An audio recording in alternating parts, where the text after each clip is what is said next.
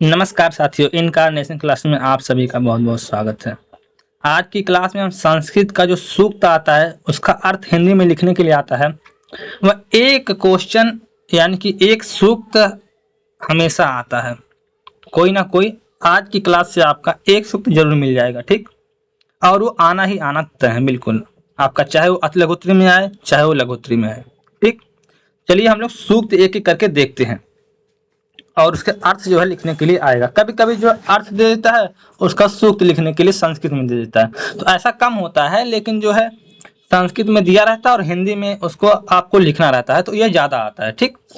चलिए हम शुरू करते हैं। पहला है आपका सत्यवद धर्मम या धर्म च, यानी कि सत्यवद यानी कि सत्य बोलना चाहिए और धर्म च मतलब धर्म का आचरण करना चाहिए। इसका तो अर्थ यही निकल रहा है इतने का, लेकिन हम लोग लिखेंगे कैसे परीक्षा में कि तुम हमेशा सत्य वचन ही बोलो, हमेशा धर्म के अनुसार ही आचरण करो, इसका ये अर्थ हो जाएगा, ठीक।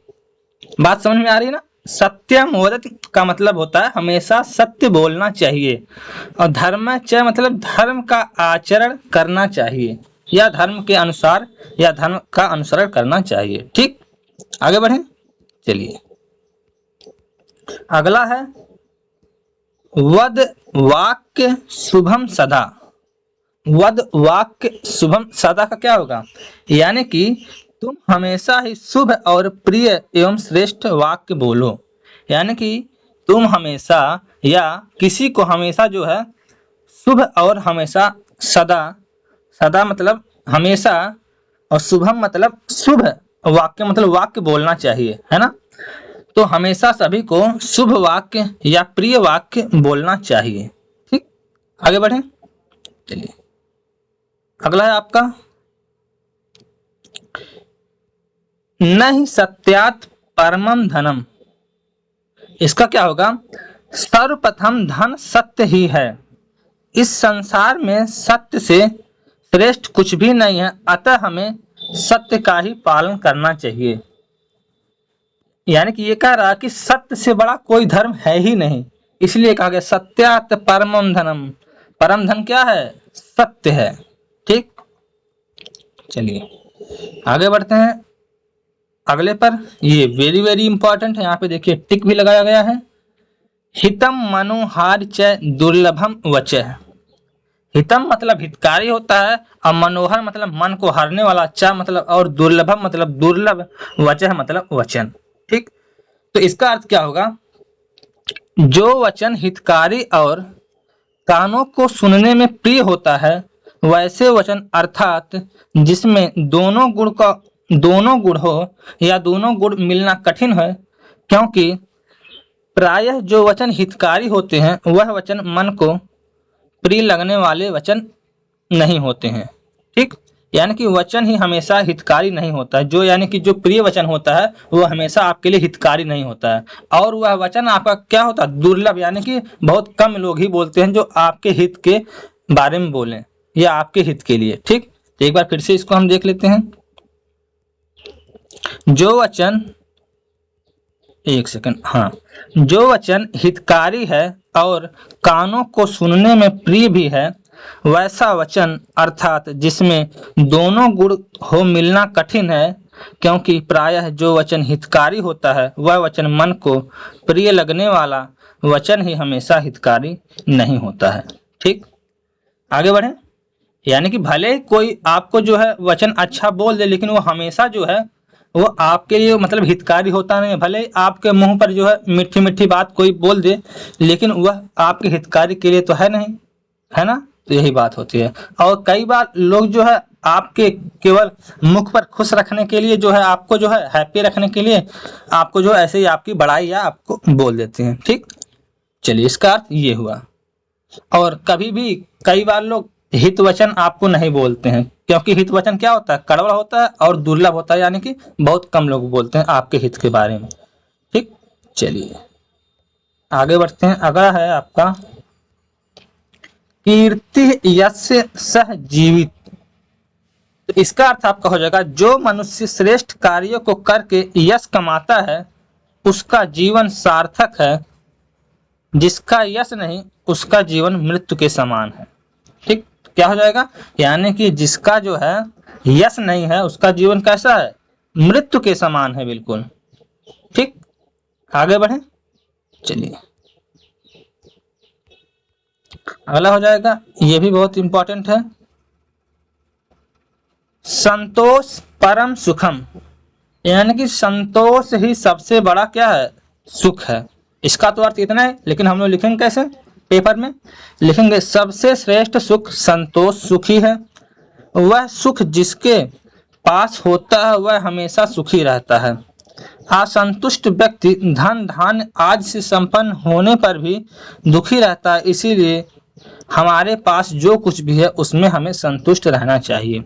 ठीक, यानी कहा गया है कि आपके पास जो भी धन हो या कुछ भी जो भी है आपके पास, आपको उसी में क्या होना चाहिए, संतुष्ट होना चाहिए। ठीक, चलिए आगे चलते हैं। अगला है, एक सेकंड थोड़ा सा, अगला है आपका उदार चरिता नाम तु वसुधैव कुटुंबकम, यानी कि उदार चरित वाले, उदार चरिता नाम तु वसुधैव कुटुंबकम। अब ये है सूक्त, अब इसका अर्थ क्या होगा, उदार चरित वाले संपूर्ण पृथ्वी को अपने परिवार के समान मानते हैं। यानी कि जितने भी उदार व्यक्ति होते हैं क्या, वो सबको अपना मानते हैं, है ना, जैसे ये सब लोग हमारे हैं ना। इसके बाद अगला क्या है, वे दूसरे के भेदभाव नहीं करते, यानी दूसरों में भेदभाव नहीं करते हैं, सभी को अपना मानकर सद्भाव का आचरण करते हैं। ऐसा नहीं है कि ये अपने घर का है तो इसको जो है हम डांटेंगे, अच्छी आदत बताएंगे, और वो दूसरे घर का है तो उसको हम बुरी आदत बताएंगे, ऐसा नहीं, बिल्कुल अपना घर और उसको बिल्कुल हम समान समझेंगे एकदम। ऐसा हम बिल्कुल नहीं समझेंगे कि वो दूसरे घर का है तो उसको हम बुरी आदतें बताएंगे। ठीक, चलिए जैसे अपने घर को ध्यान देंगे वैसे दूसरे को। चलिए आगे बढ़ते हैं। अगला है आलस्यम ही मनुष्यानाम शरीर अस्थो महान रूप है, यानी कि शरीर में स्थिर आलस्य ही मनुष्य का सबसे बड़ा क्या है, शत्रु है। तो हमें जो है कभी भी क्या करना चाहिए, आलस नहीं होना चाहिए, है ना, क्योंकि सबसे बड़ा शत्रु क्या है आपका, आलस ही है। अगर आप पढ़ना स्टार्ट करते हैं, कहेंगे कि नहीं अभी थोड़ी देर बाद में पढ़ेंगे, तो क्या होगा, ये आपका नुकसान करेगा। आप बाद में ना पढ़िए, आप तुरंत पढ़िए, उसको पूरा खत्म करिए। जैसे आपने वीडियो को देख रहा है, आपने बोला कि ठीक है अभी हम बाद में देख लेंगे, बाद में नहीं, इसको आप पूरा कंप्लीट देखिए अच्छे से, तब जाके सही रहेगा। ठीक, आलस बिल्कुल भी नहीं करना चाहिए स्टूडेंट लाइफ में। चलिए आगे बढ़ते हैं। अगला है गुणा सर्वत्र पूजते, यानी कि गुणी लोग हमेशा या सभी जगह पूजे जाते हैं। क्या है, गुणा सर्वत्र पूजते, तो इसका अर्थ हो जाएगा गुणों को सभी जगह पूजा होती है। यानी कि जो गुणी जो लोग होते हैं उनको सब लोग क्या करते हैं, सब लोग उनको पूजते हैं, स्वाभाविक सी बात है। अब जिसके अंदर कोई गुण ही नहीं रहेगा, जहाँ पे कोई गुण ही नहीं रहेगा तो उसको कौन पूजेगा, कोई नहीं पूजेगा। ठीक, इसीलिए हमेशा गुणी बनिए। चलिए अगला है साहित्य संगीत कुल विहीन साक्षात पशु पृच्छा विषाण हीन, यानी कि इसका अर्थ हो जाएगा साहित्य संगीत और कला से रहित व्यक्ति पूंछ और सींग से रहित हीन साक्षात पशु होते हैं। जैसे जब कोई व्यक्ति है उसके पास ना तो साहित्य है, ना संगीत है, ना कोई कला है, यानी कि जब उसके पास, उस व्यक्ति के पास कुछ है ही नहीं, तो ऐसे व्यक्ति कैसे लगते हैं, जैसे पशु के पास पूंछ सींग ना हो। अब जैसे मान लीजिए गाय भैंस है, अब उसके मान लीजिए पूंछ ही ना हो, सींग ही ना हो, तो कैसा लगेगा, बहुत बेकार लगेगा ना। तो फिर वही बात मनुष्य के लिए भी कहा गया है, ऐसे मनुष्य क्या होते हैं, कुल विहीन होते हैं। ठीक, चलिए आगे बढ़ते हैं। बात समझ में आ रही है अच्छे से ना, मजा आ रहा है ना, मजा आना चाहिए, बिना मजा का कोई जो है पढ़ाई नहीं होती। चलिए अगला है पुण्य यशो लभते, तो इसका मतलब होता है पुण्य से ही यश की प्राप्त होती है। पुण्य यशो लभते, इसका अर्थ हो जाएगा पुण्यों से ही यश की प्राप्ति होती है। अगला है आपका विद्या धनम सर्वधनम प्रधानम। ये तो आप सभी लोगों ने बचपन में ही पढ़ा होगा कि विद्या रूपी धन सभी धनों में क्या है, सबसे श्रेष्ठ है या सबसे प्रधान है। विद्या रूपी धन जो है सभी धनों में क्या है, श्रेष्ठ धन है ना। क्योंकि इसमें इसलिए श्रेष्ठ बताया गया क्योंकि इसमें ना तो आपको वजन की आवश्यकता होती है, ना इसे जो है यानी कि ना आपको इसे ढोना पड़ता है, ना कुछ, इनमें बहुत सी खूबियां हैं, इसीलिए सर्वधनम प्रधान धन बताया गया है और इसे कोई बांट नहीं सकता है ना, ये ऐसा धन है विद्या रूपी। अगला है विद्या विहीन पशु। यानी कि जो व्यक्ति विद्या से विहीन होता है, यहाँ पे देखिए लिखा गया है अर्थ भी, विद्या से विहीन व्यक्ति पशु के समान होता है। यानी कि जिसके पास विद्या नहीं होती है या जो व्यक्ति शिक्षित नहीं होता है वो व्यक्ति कैसा होता है, बिल्कुल वो पशु के समान होता है। बिल्कुल जैसे पशु को, उनके पास तो कोई ज्ञान है नहीं, उनके पास अपना विवेक तो कोई है नहीं, क्या तभी तो उन्हें पशु कहा जाता है।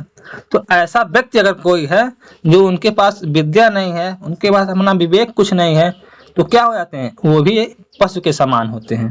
ठीक, चलिए अगला है सत्यमेव जयते ना नृतम। अब इसका क्या हो जाएगा, सत्य की ही जीत होती है, झूठ की नहीं। ना नृतम मतलब ना झूठ की, यानी कि सत्य का ही हमेशा जीत होता है, झूठ का नहीं।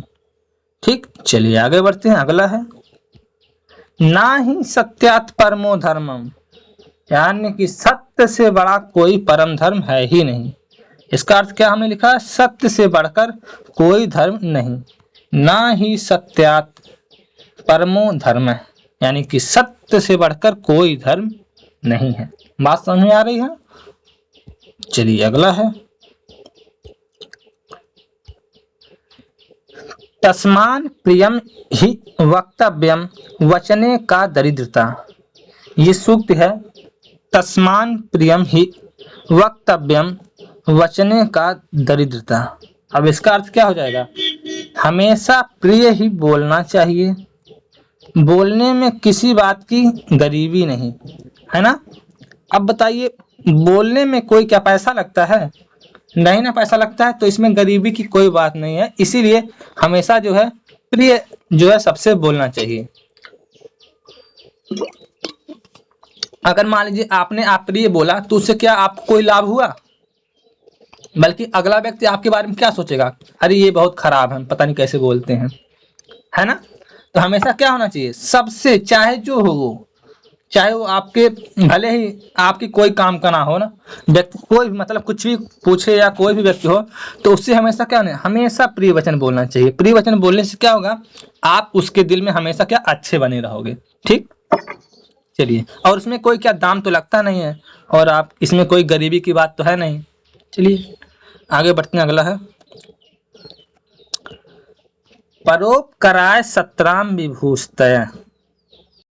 यानी कि सज्जन परोपकार के लिए ही होते हैं। सज्जन लोग कैसे होते हैं, परोपकार के लिए ही होते हैं। ये आगे बढ़ते हैं। अगला है आत्मनः प्रतिकूलानि परेशान न समाचरेत। इसका हो जाएगा आपका स्वयं के प्रतिकूल कभी दूसरों के साथ आचरित ना करें। चलिए भैया अगला है आत्मनः प्रतिकूलानि परेशान न समाचरेत। इसका हो जाएगा स्वयं के प्रतिकूल कभी दूसरों के साथ आचरित ना करें। यानी कि अपने विपरीत जो होते हैं, यानी कि अपने स्वयं के प्रतिकूल कभी भी दूसरे के साथ आचरित नहीं करना चाहिए। ठीक, चलिए अगला है आपका परोपकारः पूराय पापाय परपीडनम। इसका अर्थ हो जाएगा आपका परोपकार पुण्य तथा परपीड़न पाप देने वाला होता है। क्या होता है, परोपकार पुण्य तथा परपीड़न पाप देने वाला होता है। ठीक, अगला है आपका क्रोधो ही शत्रु प्रथमो नारायणम।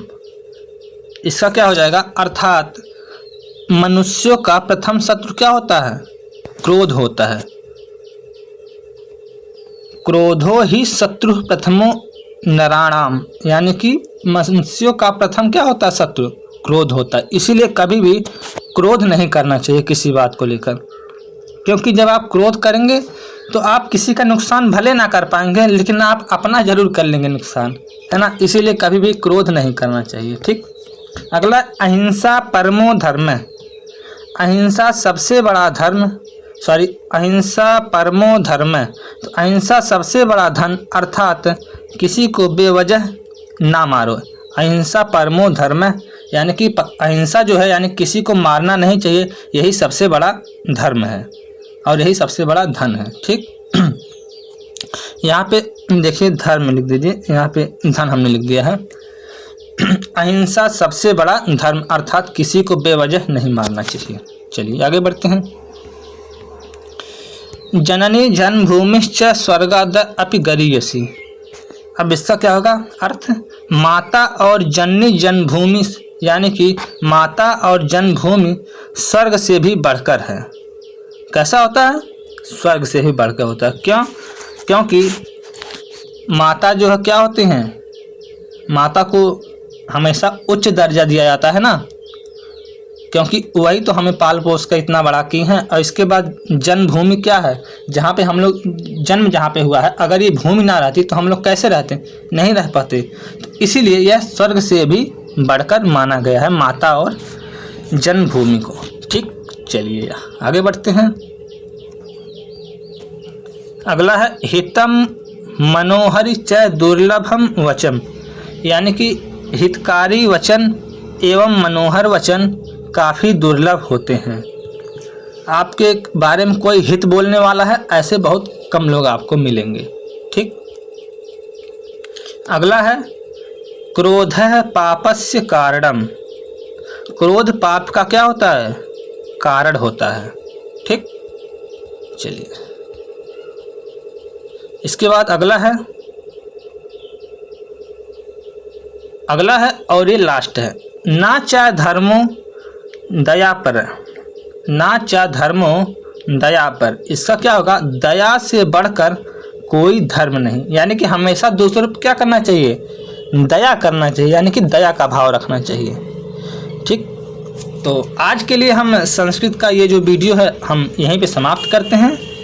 आशा है कि आपका थोड़ा बहुत रिवीजन हुआ होगा और थोड़ा बहुत आपका इससे बेनिफिट हुआ होगा। तो चैनल को सब्सक्राइब कर लीजिएगा और टेलीग्राम चैनल से भी जुड़ जाइएगा। हमारे टेलीग्राम चैनल का लिंक यही है, यानी कि यही नाम है, और वीडियो का डिस्क्रिप्शन बॉक्स में भी हम दे दिए हैं। तो टेलीग्राम से क्या होता है जुड़ने से, वहाँ पर भी हम आपको बहुत सी सारी जानकारी, आपको तुरंत इन्फॉर्मेशन कोई रहती है तो हम आपको वहीं पर दे देते हैं। ठीक। चलिए फिर मिलते हैं आपसे एक नए वीडियो में। Thank you, bye bye, take care.